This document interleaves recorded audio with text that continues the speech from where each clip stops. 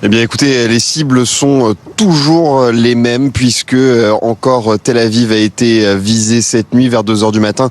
Nous avons reçu une alarme et c'est la banlieue de Tel Aviv qui a été à nouveau touchée. Les banlieues notamment de Bnei Brak ou de Petah Tikva dans lesquelles nous étions déjà hier suite à d'autres frappes. Alors là, c'est un missile à sous-munitions qui a atteint ces banlieues, faisant quelques dégâts matériels assez légers et un blessé léger. Donc dans la banlieue de Tel Aviv, il y a également eu un barrage de missiles qui a touché le sud du pays. Encore une fois, comme je vous disais, c'est toujours un peu les mêmes cibles puisque dans le sud du pays, eh bien cette fois-ci, c'est une entreprise qui a été touchée, un peu comme hier où nous étions à Petah Tikva et pareil, eh bien c'était une entreprise qui avait été ciblée et encore, eh bien le nord du pays qui est touché cette fois-ci par des roquettes du Hezbollah. Alors on peut se poser aussi un peu la question de savoir pourquoi, eh bien il y a autant de missiles iraniens et libanais qui touchent le sol israélien puisqu'il y a normalement le dôme de fer, mais ici il y a désormais aussi une politique qui est celle eh bien de laisser passer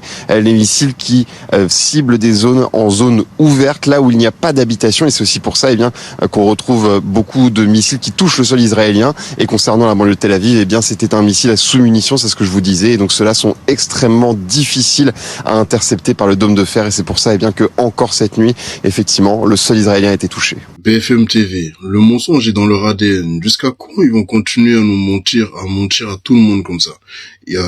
L'Iran a lourdement frappé. C'est ce qu'il y a écrit normalement sur la vidéo. Il n'y a que des dégâts légers, blessés. Au fait, ils se contredisent mutuellement. Donc voilà, je comprends pas en fait leur politique. Pourquoi mentir à ce point-là? Il y a que des blessés en fait. Mais ils sont immortels ou quoi? Au fait, c'est ça que j'ai envie de comprendre. Ils sont immortels parce que le pouvoir qu'ils ont là, moi aussi j'ai envie de me renseigner, j'ai envie d'avoir le même pouvoir. Voilà. Si je peux être immortel, j'ai envie de l'être aussi, quoi, tu vois. Non, mais sans rigoler quand même. Franchement, c'est aberrant. La manière, le mensonge, il est grossier, quoi. Et en plus de ça, à la fin, ils viennent nous dire que, en fait, c'est eux, ils font exprès, au fait, de laisser passer les missiles tomber. Parce que, voilà. Ils font exprès de laisser passer les missiles tomber là où il n'y a pas d'habitation. Mais c'est quoi ce mensonge encore?